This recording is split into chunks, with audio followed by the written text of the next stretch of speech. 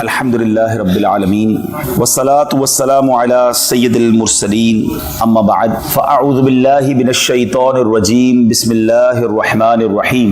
پڑھیے الصلاة والسلام علیک یا رسول اللہ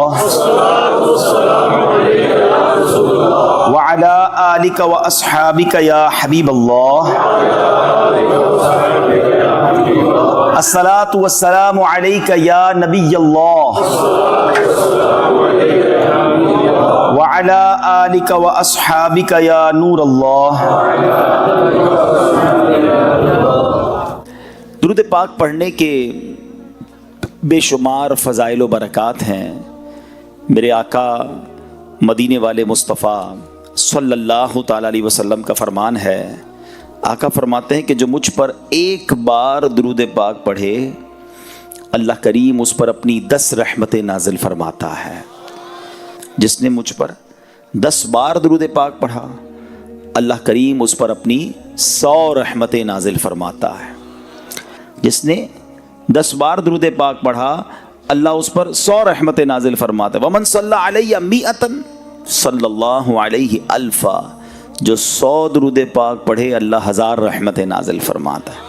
ایک درود پر 10 رحمتیں، 10 درود پر 100 رحمتیں، 100 درود پر 1000 رحمتیں، یعنی ہر درود پڑھتے جائیں اور 10 رحمتیں لوٹتے جائیں. یہ کتنی خوبصورت کیلکولیشن ہے. مگر اس حدیث کا جو اگلا حصہ ہے نا وہ اور زیادہ خوبصورت ہے. میرے آقا فرماتے ومن صلی علیہ الفا. جس نے مجھ پر 1000 بار درود پاک پڑھا اب اس کو کیا ملے گا؟ آقا فرماتے ہیں کہ اس کا کاندھا میرے کاندھے سے جنت کے دروازے پر چھو رہا ہوگا. زحمت کتفہ کتفی علی باب الجنہ. یعنی وہ جنت میں میرے ساتھ ایسے جائے گا کہ اس کا کاندھا میرے کاندھے سے چھو رہا ہوگا. گاؤں گوٹ کے لوگ تھے نا، زندگی بڑی اچھی تھی کہ جلدی سو جاتے تھے، جلدی اٹھ جاتے تھے، فضول کاموں میں اتنا ٹائم لگتا نہیں تھا. مگر اب گاؤں میں بھی موبائل فون آ گیا ہے، ادھر بھی انٹرنیٹ آ گیا، ادھر بھی ٹی وی آ گیا. اب یہاں کے لوگ بھی جناب راتے جاگنے لگے، یہاں کے لوگ بھی فضول کاموں میں ٹائم گزارنے لگے. ورنہ سچی بات یہ ہے کہ ان فضول کاموں سے بچ کر اللہ اور اس کے رسول کے ذکر میں اپنا وقت گزاریں تو کتنی برکتیں مل جائیں گی. میں ایک چوٹ کرنے کے لیے ایک بات کرتا ہوں. اگر یہ اعلان ہو جائے کہ صحرائے تھر میں جو جتنے بار درود پڑھے گا اتنے 1000 روپے ملیں گے. ہاں دیکھو کتنا خوش ہو گئے. ایک درود پر 1000، 10 درود 10,000، لاکھ درود اوئے ہوئے اس کے تو پتہ نہیں کتنے لاکھ بن جائیں گے. تو اب ذرا سوچو، میں آپ سے پوچھتا ہوں 1000 روپے پر درود پاک ملے تو شاید ہم تسبیح چھوڑے ہی نہ ہم بولے اور کوئی کام ہی نہیں کرنا بھائی، روز ہزاروں درود پڑھو اور لاکھوں روپے کماؤ. لیکن میں آپ سے پوچھتا ہوں دنیا کا 1000 روپے زیادہ ویلیو رکھتا ہے یا میرے رب کی 10 رحمتیں زیادہ ویلیو رکھتی ہیں؟ ایک رحمت کے آگے دنیا کی کوئی دولت کچھ نہیں ہے. 10 رحمتیں ہر درود پر. اچھا بہت سارے لوگ یہ ہوں گے جو بیمار ہوں گے، قرضے میں ہوں گے، فیملی کا کوئی مسئلہ ہوگا، گھر بار کا مسئلہ ہوگا، علاج کا پرابلم ہوگا، قرضے کا مسئلہ ہوگا، فصل زمین کا کوئی مسئلہ ہوگا. آپ سوچو یار کہ اگر آپ درود پڑھتے رہیں، رحمتیں برستی رہیں تو جس کے ساتھ اللہ کی رحمتیں ہوں گی اس کی مشکلیں حل کیوں نہ ہوں گی؟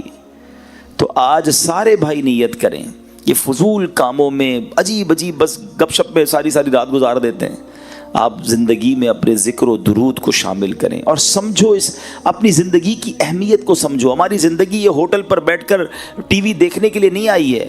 ہماری زندگی یہ موبائل فون ہاتھ میں لے کے گھنٹوں ضائع کرنے کے لیے نہیں آئی ہے. ذرا مل کر کہیے سبحان اللہ، اب کہیے الحمدللہ، اب کہو اللہ اکبر. کتنی دیر لگی؟ 30 سیکنڈ بھی نہیں لگے. ٹھیک ہے، آپ نے سبحان اللہ، الحمدللہ، اللہ اکبر کہا. شاید یہ سب آپ نے 10 سیکنڈ میں بول لیا، مگر آپ کو پتا ہے آپ نے کیا کما لیا؟ پہلے یہ بتاؤ اپنی دنیاوی زندگی میں 30 سیکنڈ میں کیا کماتے ہو؟ کچھ بھی نہیں، باتوں میں نکل جاتے ہیں. لیکن آؤ میں بتاتا ہوں، میرے نبی علیہ الصلوۃ والسلام کے سچے وعدے ہیں. جو ایک بار سبحان اللہ کہے اس کے لیے جنت میں درخت لگا دیا جاتا ہے. سبحان اللہ کہیں جنت میں درخت لگ جاتا ہے، الحمدللہ کہیں جنت میں درخت لگ جاتا ہے، اللہ اکبر کہیں جنت میں درخت لگ جاتا ہے. تو کیوں نہیں صبح و شام اللہ اور اس کے رسول کا ذکر کر کے جنت میں اپنے درخت اپنے باغات لگوا لو، تاکہ جب دنیا سے جائیں گے، مجھے ایک بات بتاؤ، جس کے جنت میں درخت لگے ہوں گے اس کو جنت میں جانے بھی تو دیا جائے گا نا۔ تو انشاءاللہ اللہ رسول کا ذکر کرو، جنت میں داخلہ بھی ملے گا۔ اللہ مجھے اور آپ کو فضول کاموں سے بچ کر خوب اپنا اور اپنے حبیب علیہ الصلوۃ والسلام کا ذکر کرنے کی توفیق عطا فرمائے۔ آئیے مل کر محبت کے ساتھ بآواز بلند درود پاک پڑھ لیں، صلو علی الحبیب صلی اللہ تعالی علی محمد صلی اللہ علیہ وسلم۔ پیارے پیارے اسلامی بھائیوں، آج میں نے ایک ایسی بیماری کے بارے میں آپ کو بتانا ہے کہ نارملی ہم اپنی جسمانی بیماریوں پر تو بڑی بات کرتے ہیں کہ یار بلڈ پریشر نہیں ہونا چاہیے، شوگر نہیں ہونی چاہیے، کولیسٹرول نہیں ہونا چاہیے، فلاں مرض نہیں ہونا چاہیے۔ اچھی بات ہے، اپنی صحت کا خیال رکھنا چاہیے، لیکن کچھ بیماریاں وہ ہیں جو بڑھ جائیں تو جان لے لیتی ہیں، جیسے ہماری جسمانی بیماریاں ہیں، لیکن کچھ بیماریاں وہ ہیں جو بڑھ جائیں تو ایمان لے لیتی ہیں۔ اب بتاؤ کون سی بیماری زیادہ خطرناک ہوئی، جان لینے والی یا ایمان لینے والی؟ جان تو ویسی جانی ہے، آج نہیں تو کل چلے جائیں گے، دنیا سے تو جانا ہی ہے نا۔ اور اگر بیماری کے عالم میں کوئی جاتا ہے اور صبر کر کے جاتا ہے تو اس کے گناہ بھی معاف ہو جاتے ہیں۔ بیماری تو گناہ معاف کروانے آتی ہے۔ جو وہ والی بیماری جس کا میں ذکر کر رہا ہوں جو ایمان لے سکتی ہے، اس کو کہتے ہیں باطنی بیماریاں، چھپی ہوئی بیماریاں۔ ان میں سے ایک دو بیماریوں کا میں نے آج آپ کو ذکر کرنا ہے، اور افسوس یہ ہے کہ یہ وہ بیماری ہے جو کون سا گھر ہے، کون سا معاشرہ ہے، کون سا گاؤں، کون سا شہر ہے جہاں یہ بیماری نہیں ہے۔ اور اس بیماری نے ہماری محبتیں ختم کر دی ہیں، ہمارا پیار ختم کر دیا ہے، ہمارا بھائی چارہ ختم کر دیا ہے۔ یہ کون سی بیماری ہے؟ اب ذرا غور سے سنیے، اور یہ بیماری کتنا بڑا جرم ہے یہ بھی ذرا سمجھیے گا۔ حضرت سیدنا ابن عباس رضی اللہ تعالیٰ عنہ کی خدمت میں کچھ لوگ گھبراہٹ کے عالم میں حاضر ہوئے اور عرض کی کہ ہم حج کی سعادت پانے کے لیے نکلے تھے، ہمارے ساتھ ایک آدمی بھی تھا، جب ہم ذات و صفاح کے مقام پر پہنچے تو وہ بندہ انتقال کر گیا۔ ہم نے اسے غسل و کفن کا انتظام کیا اور پھر اس کے لیے قبر کھودی۔ اب ذرا غور کیجئے گا، کہاں کون سے سفر میں جا رہا ہے وہ بندہ؟ حج کے سفر میں، اور حج کے سفر میں اس کا انتقال ہوا ہے۔ روایتوں میں آتا ہے کہ جو بندہ حج کو جائے، عمرے کو جائے اور راستے میں مر جائے تو اللہ تعالیٰ قیامت تک اسے حج کرنے کا ثواب عطا فرماتا ہے، کیونکہ وہ اس سفر میں مرا ہے نا۔ اتنی بڑی ایک طرح سے سعادت ہے، مگر اس بندے کا حال دیکھو۔ کہتے ہیں ہم اس کو دفنانے کے لیے جب قبر کھودی تو دیکھتے ہیں کہ وہ پوری قبر کالے سانپوں سے بھر گئی۔ ہم گھبرا گئے، ہم نے جو ہے وہ دوسری قبر کھودی، دیکھتے ہی دیکھتے وہ قبر بھی کالے سانپوں سے بھر گئی۔ ہم پریشان ہو گئے اور ہم نے کہا حضرت آپ کے پاس آئے ہیں، بتائیے ماجرا کیا ہے؟ سیدنا ابن عباس رضی اللہ تعالیٰ عنہ فرماتے ہیں یہ اس کا کینہ ہے جو اپنے دل میں رکھتا تھا، جاؤ اس کو وہیں سانپوں کے درمیان جا کر دفنا دو۔ آپ ذرا غور کیجئے پیارے اسلامی بھائیوں کہ حج کا مسافر ہے مگر قبر میں سانپ آ گئے، وجہ کہ اس کے دل میں کینہ تھا، مسلمانوں کے لیے بغض تھا، لوگوں کے لیے برے خیالات تھے۔ فرمایا جس کے دل ایسا ہو کدھر بھی قبر کھودو گے ادھر سانپ نہیں آنا ہے، ادھر عذاب نہیں آنا ہے، ادھر ہی دفنا دو۔ اے پیارے اسلامی بھائیوں ذرا غور کیجئے، میں آج جس بیماری کے بارے میں، جس پرابلم کے بارے میں ذکر کرنے آیا ہوں، سمجھانے آیا ہوں، خود بھی سمجھنے آیا ہوں، وہ ہے کینہ، بغض۔ میں اس کی تعریف بھی بیان کروں گا کہ کینہ کہتے کس کو ہیں، اور ہو سکتا ہے کہ ابھی تک تو کسی کو سمجھ ہی نہ آیا ہو کہ کینہ کیا ہے، یا پھر کینہ میں تو نہیں کرتا، تو ذرا سنیے گا۔ اب پہلے تو کینہ جو ہے اس کی تعریف تھوڑی دیر بعد بیان کرتا ہوں۔ ایک طرف آپ نے اس بیمار یا اس پرابلم میں جو شخص مبتلا ہے اس کا عذاب سن لیا، اب آؤ دوسری طرف انعام بھی سن لو۔ ایک بار پیارے آقا علیہ الصلوۃ والسلام نے، صحابہ کرام موجود تھے، سیدنا انس رضی اللہ تعالیٰ عنہ اس حدیث کے راوی ہیں، کہتے ہیں کہ نبی پاک علیہ الصلوۃ والسلام نے فرمایا کہ یطلع علیکم الآن من هذا الفج رجل من اہل الجنہ۔ آقا فرماتے کہ ابھی تمہارے پاس اس راستے سے ایک جنتی آدمی آئے گا اب ذرا غور کریں کہ صحابہ کرام کتنا دلچسپی کا اظہار کیا ہوگا، سارے کیوریس ہو گئے ہوں گے کہ دیکھے تو صحیح کون آ رہا ہے۔ نبی پاک نے پہلے ہی بتا دیا کہ اس دروازے سے اب ایک جنتی آدمی نے آنا ہے۔ سارے صحابہ دروازے کی طرف دیکھ رہے ہیں۔ اب ایک انصاری صحابی آئے، بہت بڑا ان کا نام بھی نہیں تھا، ان کی داڑھی کے بال وضو سے تر تھے، بائیں ہاتھ میں جوتیاں اٹھا رکھی تھیں، بڑا نارمل سا بندہ تھا۔ دوسرے دن نبی پاک علیہ السلام نے فرمایا کہ ابھی اس دروازے سے ایک جنتی شخص آئے گا۔ بالکل نبی پاک نے فرمایا تھوڑی دیر بعد وہی بندہ دوبارہ آیا۔ تیسرے دن آقا نے فرمایا اس دروازے سے جنتی بندہ آئے گا۔ تیسرے دن بھی وہی شخص داخل ہوا۔ اب حضرت عبداللہ بن عمر رضی اللہ عنہ فرماتے ہیں کہ میں اس انصاری صحابی کے پاس گیا، میں نے کہا اب معلوم تو کروں عمل کیسا ہے۔ آقا 3 دن سے فرما رہے جنتی بندہ آئے گا، تینوں بار یہی آیا، ایسا کیا کرتا ہے؟ اچھا اب کمال دیکھو، حضرت عبداللہ بن عمر انصاری نے کیا کیا؟ کہتے حضور مجھے آپ کا مہمان بننا ہے، کیا آپ میری مہمان نوازی کریں گے؟ انہوں نے کہا ٹھیک ہے، آ جائیں میرے گھر آ جائیں۔ کیوں گھر جانا تھا؟ کہ اس کا عمل معلوم کرنا تھا، اس کی نیکی معلوم کرنی تھی۔ اکیلے میں کرتا کیا ہے، ایسا کیا کرتا ہے کہ پیارے آقا علیہ الصلوۃ والسلام 3 دن سے فرما رہے کہ اس دروازے سے جنتی بندہ آئے گا، یہی بندہ آتا ہے۔ اچھا ہم کسی کے گھر کیوں جاتے ہیں کہ یار کسی کے گھر جائیں ذرا دیکھے تو صحیح کماتا کیا ہے، اندر ذرا اندر کی اطلاع ملے کہ گھر کیسا ہے، اس کا خرچہ کتنا کیا ہے۔ ہم کسی کے گھر نارملی کوئی بندہ کسی کا مہمان اس لیے بھی بنتا ہے کہ ذرا جاسوسی کرے، مگر صحابہ کا خیال دیکھو، ان کی صفائی دیکھو، دل کی نیتیں دیکھو۔ کہتے اس لیے مہمان بننا تھا کہ دیکھوں تو صحیح نیکی کیا کرتا ہے، یہ کون سی نیکی ہے جو اس بندے کو جنتی بنا بیٹھی۔ کہتے میں 3 دن اور 3 راتیں اس بندے کے گھر میں رہا، میں نے کوئی خاص عمل نہیں دیکھا، نارمل وہی نماز، ہم بھی نماز پڑھتے تھے، وہ بھی نماز پڑھتے، وہ بھی جناب ذکر اللہ کرتے تھے، ہم بھی کرتے، کوئی ایکسٹرا آرڈنری کام تو میں نے نہیں دیکھا۔ 3 دن بعد میں واپس جانے لگا، میں نے کہا میں جا رہا ہوں۔ تو اس نے کہا کہ آپ آئے کیوں تھے؟ کہا میں تو اس لیے آیا تھا کہ آپ کا کوئی خاص عمل ہے جو میں دیکھوں کہ پتہ چلے کہ 3 دن تک نبی پاک نے فرمایا کہ اس دروازے سے جنتی شخص آئے گا، تینوں بار آپ آئے، آپ کا کوئی ایسا ایکسٹرا کوئی خاص کوئی بڑا عمل تو مجھے نظر نہیں آیا۔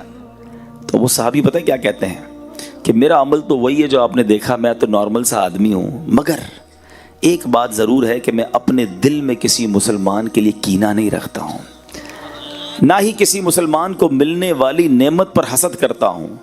حضرت سیدنا عبداللہ رضی اللہ عنہ نے فرمایا یہی وہ وصف ہے جس نے آپ کو اس مقام پر پہنچا دیا ہے۔ اب دونوں باتیں یاد رکھیے، دل گندا تھا، کینہ تھا، بغض تھا، مسلمانوں کے لیے حسد تھا، برے خیالات تھے، تو حج پر جا رہا تھا مگر قبر میں سانپ آ گئے، اور دل صاف تھا، حالانکہ بظاہر کوئی بڑا عمل نہیں تھا، مگر نبی پاک 3 دن تک جسے جنت کی بشارت عطا فرما رہے تھے یہ وہی شخص تھا۔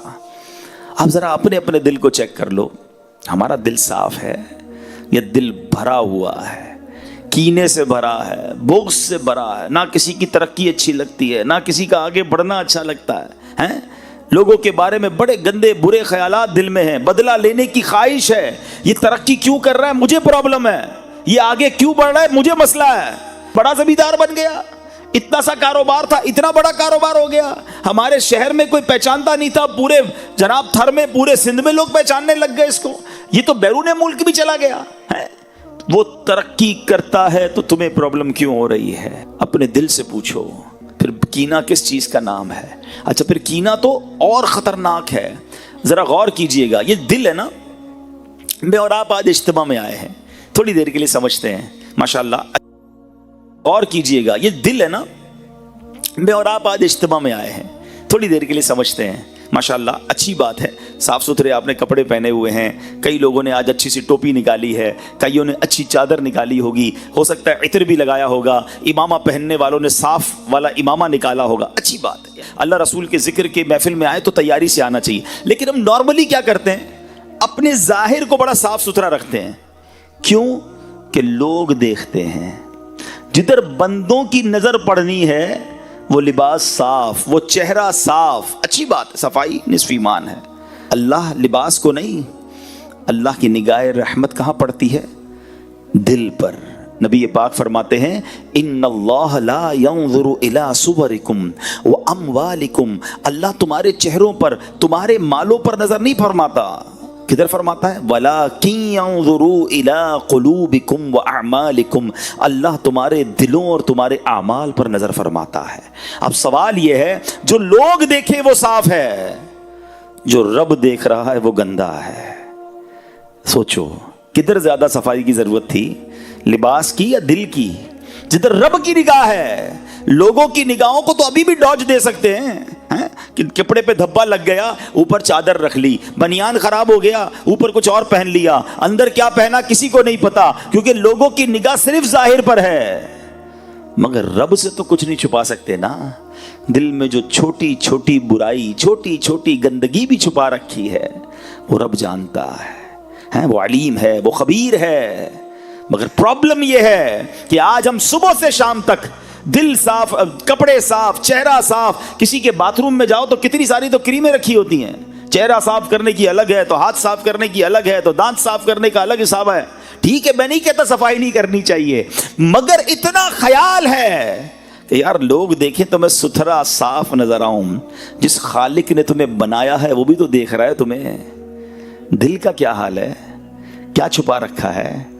تکبر اندر چھپا رکھا ہے، غیبت اندر رکھی ہے، حسد اندر رکھا ہے، لوگوں کے لیے برے خیالات اندر رکھے ہیں، گندے گندے پلان اندر رکھے ہیں، دشمنیاں اندر رکھی ہیں. پھر کہتے ہو اللہ مجھ سے راضی ہو جائے. وہ دیکھ رہا ہے کہ تمہارے دل میں کیا ہے. نماز بھی پڑھتے ہو تو اس لیے کہ لوگ نمازی سمجھیں. لوگ تو سمجھ لیں گے نمازی، رب جانتا ہے نیت کدھر کی ہے. صدقہ خیرات اس لیے دیا کہ لوگ سخی سمجھیں. لوگوں نے تو دیکھا کہ میرے ہاتھ سے پیسہ نکلا، غریب کو ملا، تصویر بھی کھنچ گئی. اللہ جانتا ہے کہ نیت کدھر کی ہے. اللہ کی رضا تھی یا لوگوں کو دکھانا تھا؟ اس سے نہیں چھپا سکتے، اسے کوئی ڈوج نہیں دے سکتا. یاد رکھنا، وہاں نہیں بات بنانے کی مجال. اعلیٰ حضرت کہتے ہیں وہاں نہیں بات بنانے کی مجال، چارہ اقرار ہے. کیا ہونا ہے ماننا ہی پڑے گا. ہاں مولا کیا تھا، میں نے دکھاوا کیا تھا، میں نے تکبر کیا تھا، میں نے بغض کیا تھا، میں نے دشمنی رکھی تھی، میں نے لوگوں کے لیے سب کیا تھا. ادھر نہیں بچ سکو گے. خدا را بات کو سمجھو، اپنا دل صاف کرو. اور دل میں جس بیماری کا آج میں ذکر کرنے آیا ہوں یہ بہت خطرناک ہے. اس نے ہماری محبتیں ختم کر دی، ہماری رشتہ داریاں ختم کر دی، ہماری دوستیاں ختم کر دی. ساتھ بیٹھتے ہیں، کھانا بھی ساتھ کھاتے ہیں، ایک ہی گھر میں رہتے ہیں، مگر دل میں ایک دوسرے کے لیے کینہ ہے. اچھا ملیں گے بھی مسکرا کر، ماشاءاللہ کیسے ہیں، ٹھیک ہے، سب خیر ہے. دل ہی دل میں ہو رہا ہوگا تباہ ہو جائے یہ بندہ. ساتھ روز کھاتے ہیں، وہ آ کر بتاتا بھی ہوگا یار اس بار فصل بہت اچھی ہوئی، اللہ نے بڑا کرم کیا، باجرہ بہت نکلا، ارے گوار کی فصل بھی بہت اچھی ہوئی، اللہ نے بڑا کرم کیا، مونگ کی دال اس بار تو کمال ہو گیا. وہ کمال ہو گیا کہہ رہا ہے، اندر جلن ہو رہی ہے کہ اس کو کمال کیوں ہو گیا. اور سوچو یار وہ دل کتنا گندا ہے جو کسی مسلمان کی ترقی پر افسوس کر رہا ہے، جس کو کسی مسلمان کی خوشی میں پرابلم ہو رہی ہے. اس دل کا کتنی گندگی ہے اس دل میں، اور وہ ہمارے دل میں اگر ہے تو. اور یہ کتنا برا عمل ہے. میں نے دونوں عمل بتا دیے. کینے والا دل سانپ والی قبر میں گیا، اور جو دل صاف تھا اس کو آقا نے جنتی فرما دیا. اب طے آپ نے کرنا ہے کون سا والا دل رکھنا ہے. سنو اب میرے پیارے اسلامی بھائیوں، کینے کی ذرا تعریف بھی سمجھ لو. تھوڑا حسد سے یہ ہٹ کر ہے. حسد الگ ہوتا ہے، کینہ الگ ہوتا ہے، مگر یہ بہت قریب قریب ہیں.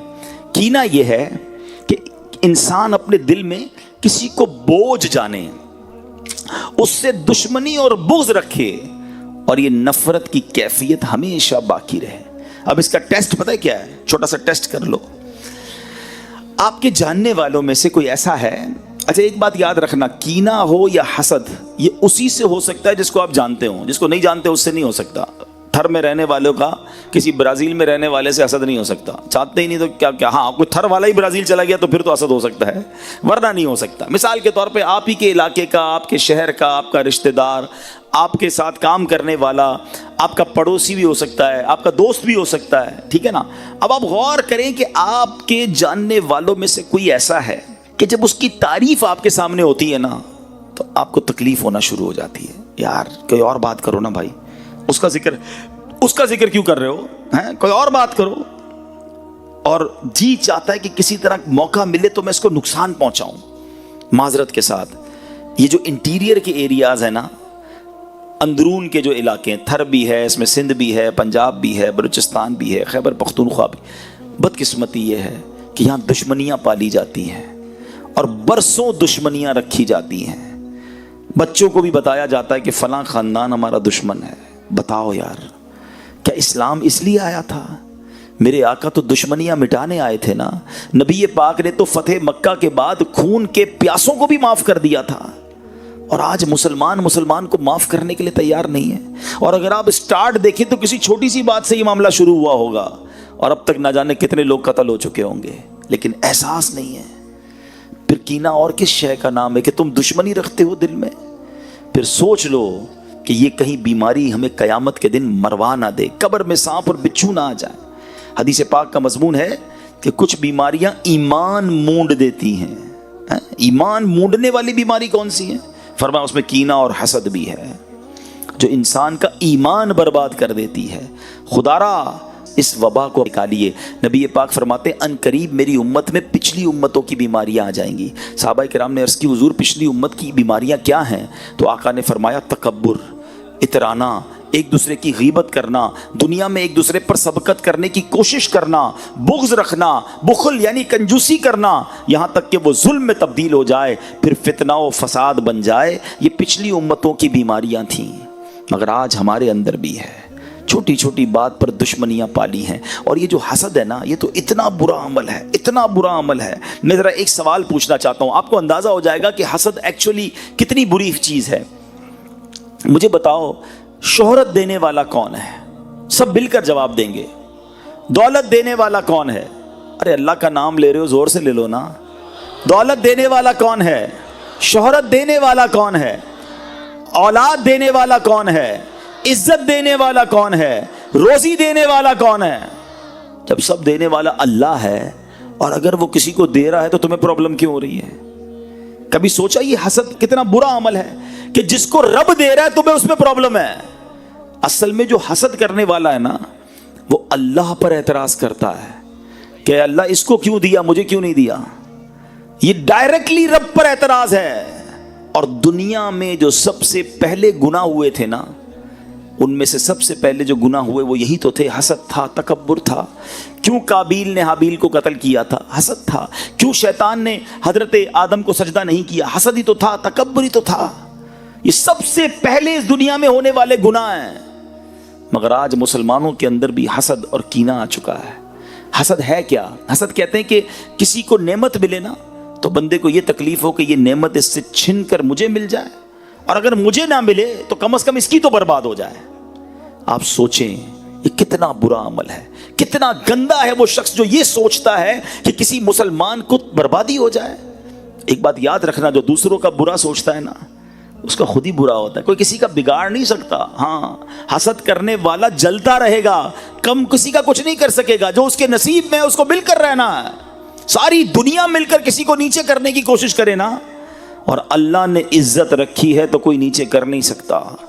اور ساری دنیا مل کر کسی کو اٹھانے کی کوشش کرے اور نصیب میں ذلت لکھی ہے تو کوئی اس کو بچا نہیں سکتا. وَتُعِزُّ مَن تَشَاءُ وَتُذِلُّ مَن تَشَاءُ بِيَدِكَ الْخَيْرُ. اللہ جسے چاہے عزت دے، جسے چاہے ذلیل فرمائے، وہ اس کی شان کے لائق ہے. ہم اور آپ کون ہوتے ہیں؟ لیکن یہاں پرابلم ہے.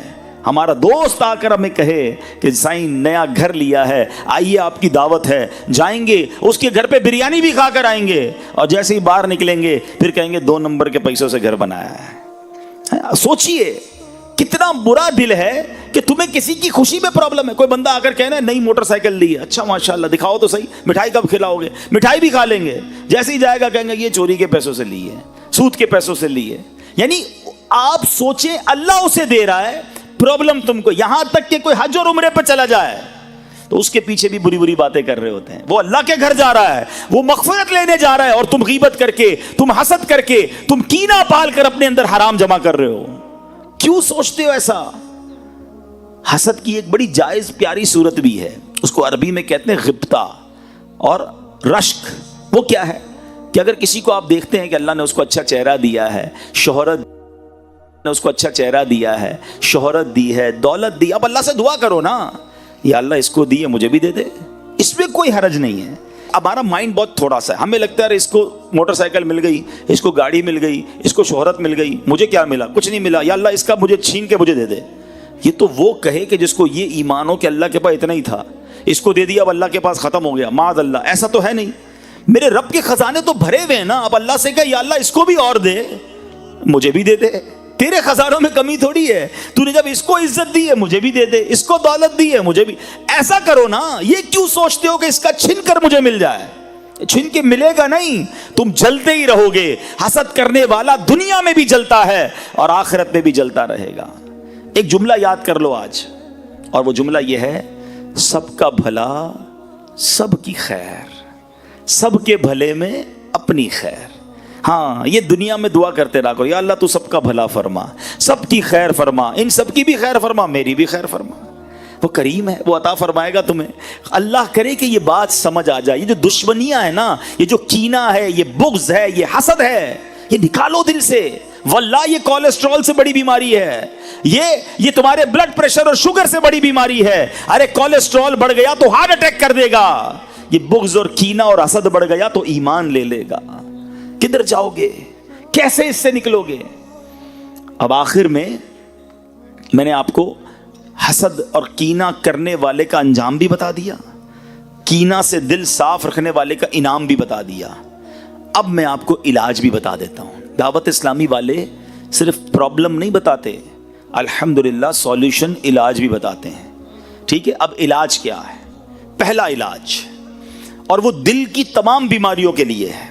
ठीक है, चाहे वो तकब्बुर हो, चाहे वो हसद हो, चाहे वो रियाकारी हो, चाहे वो जनाब उजुब हो, खुद पसंदी हो, या ये बुग़्ज़ हो, कीना हो, जितनी दिल की बुरी बीमारियां हैं ना जो ईमान बर्बाद कर, सबका इलाज, सबसे पहला इलाज, और वो है दुआ।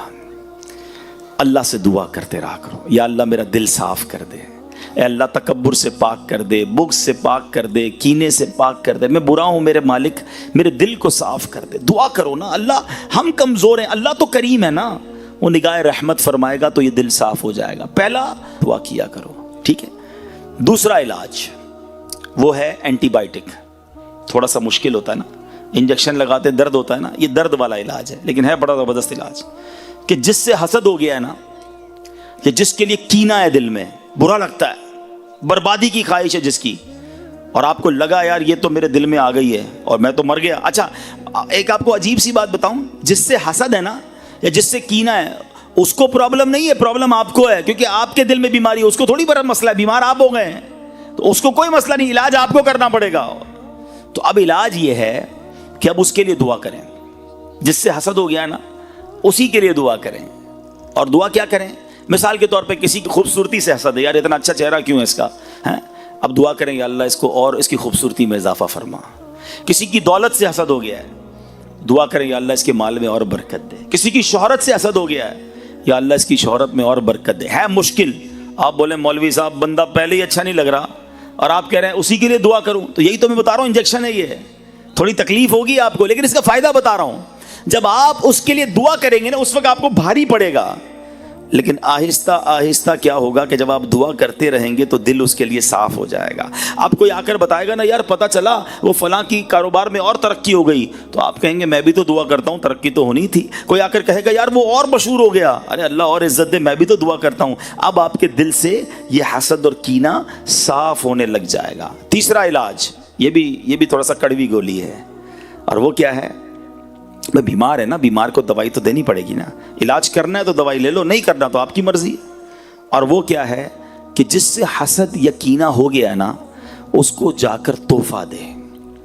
तोहफा क्या है? तोहफा हदीस में आता है, तोहफा दो मोहब्बत बढ़ेगी। हैं? हाँ, अब बंदा बोले मुझे उसका चेहरा ही अच्छा नहीं लगता, आप कह रहे तोहफा उसको दो जाके। बीमार तुम हो ना, इलाज करना है तो दो तोहफा, इंशाल्लाह मोहब्बत बढ़ जाएगी, इलाज हो जाएगा, दिल साफ हो जाएगा। हाँ, एक गड़बड़ मत करना कि जाकर तोहफा देते वक्त कहना भाई तुमसे हसद हो गया था, मौलाना साहब ने कहा तोहफा दो इसलिए तोहफा लेकर आए, और फड्डा हो जाएगा भाई। हाँ, बताना नहीं है, वैसे ही जाके तोहफा देना है। लेकिन समझाना ये चाह रहा हूं कि जिससे भी अगर दिल में ये प्रॉब्लम हो गई है तो उससे मेरा दिल साफ होना मेरे लिए ज़रूरी है, उसके लिए नहीं, वरना मैं मारा जाऊंगा, कहीं मेरा ईमान बर्बाद ना हो जाए। और आखिरी बात, ये जो हसद है ना या कीना, ये सुकून ले जाता है। कोई ऐसा मेरा भाई मौजूद है ना जिसको नींद ना आती हो, टेंशन रहती हो तो चेक कर लो, तुम्हें लगता है किसी से हसद हो गया है, किसी का कीना, किसी का बुग़्ज़ दिल में पाल लिया है, क्योंकि उसी के बारे में सोचते रहते हो। तू आगे बढ़ रहा है, तुम्हें प्रॉब्लम हो रही है। अगर आप पुरसुकून रहना चाहते हो ना, अच्छी मीठी नींद सोना चाहते हो, तो जो मैंने एक जुमला सिखाया है ना, सबका भला सबकी खैर, सबके भले में अपनी खैर, खुश हुआ करो। लोग कोई कहे ना यार पता चला वो तरक्की कर रहा है, अच्छा माशाल्लाह, या अल्लाह इसे और तरक्की दे, अरे यार उसकी फसल इस बार और बढ़ गई, मेरे मौला इसकी फसल में और तरक्की दे, आई साहब वो फला बंदा उम्रे पे हज पे जा रहा है, या अल्लाह इसको बार बार भेज, वो बड़ा मशहूर हो गया है, अल्लाह इसकी इज्जत में और बरकत। मुझे क्यों प्रॉब्लम हो रही है? मैं खुश रहूं ना, मुसलमान की खुशी में खुश रहो, अल्लाह तुम्हें भी खुश कर देगा। कितना अजीब दिल है उस बंदे का जो मुसलमान तरक्की कर रहा है, उसको टेंशन हो रही है। अगर सुकून की नींद सोना चाहते हो ना, टेंशन फ्री लाइफ गुजारना चाहते हो, तो लोगों का बुग़्ज़, हसद और कीना दिल से निकालो। कभी किसी का बुरा ना चाहें, आप चाहकर भी किसी का बुरा नहीं कर सकते, क्योंकि जिसे रब ने नवाजना है उसे कौन रोक सकता है। तो अल्लाह करे आज के इस बयान में ये एक बातिनी बीमारी, एक या दो बातिनी बीमारियों के बारे में मैंने बयान किया, वरना सच्ची बात पता क्या है, इल्म सीखना बहुत ज़रूरी है। हमें शायद जिस्मानी बहुत सारी बीमारियों के बारे में पता है, मगर ये जो दिल की बातिनी बीमारियां हैं ना, जो ईमान बर्बाद कर देती हैं, उनके बारे में जानना बहुत ज़रूरी है। तकब्बुर हर दूसरे आदमी के अंदर नज़र आता है, वो क्या है, उसकी तारीफ़ क्या है, उससे बचा कैसे जा सकता है, रियाकारी किसको कहते हैं, ख़ुद पसंदी किसे कहते हैं। तो ऐसी बहुत सारी बीमारियां हैं। तो मैं गुजारिश करूँगा कि दावत इस्लामी के इज्तिमात में आते रहें, हमारे मकतबतुल मदीना की किताबें ख़रीद कर पढ़ें, ताकि पता चले कि ये बीमारियां क्या हैं। एक किताब का नाम भी बता देता हूँ, उस किताब का नाम ही यही है, बातिनी बीमारियों के बारे में मालूमात। एक ही किताब में बहुत सारी बातिनी बीमारियां डिटेल के साथ लिखी हैं। खुदारा पढ़िए, एक दूसरे को ये तोहफे में दीजिए, किताबों का तोहफा देने का रिवाज डालें ताकि इल्म फैले। किसी को किताब देंगे, वो खुद पढ़ेगा तो भी आपको सवाब मिलेगा, वो किसी और को देगा फिर भी आपको सवाब मिलेगा। तो हमारे तोहफे भी ऐसे होने चाहिए जो सदका जारिया वाले, या आगे रहने वाले, या आगे बढ़ने वाले हों। अल्लाह करे कि हम सब अपने दिल की सफाई करने में कामयाब हो जाएं। अल्हम्दुलिल्लाह, दावत इस्लामी के प्यारे माहौल में ऐसी बातें सीखी और सिखाई जाती हैं। दावत इस्लामी के इज्तिमात में आते रहें, मदनी काफ़िलों में सफ़र करते रहें, तो इंशाअल्लाह बहुत कुछ सीखने को मिलेगा। अल्लाह हम सबको इल्म दीन सीखने की तौफीक अता फ़रमाए। आमीन बिजाहिन नबी अमीन सल्लल्लाहु। वीडियो देखने का शुक्रिया। अगर आप चैनल पर नए हैं तो सब्सक्राइब कर लें और साथ ही साथ बेल आइकन पर भी क्लिक कर दें, ताकि यूट्यूब हमारी हर वीडियो का नोटिफिकेशन सबसे पहले आपको भेज दे। जज़ाकल्लाह।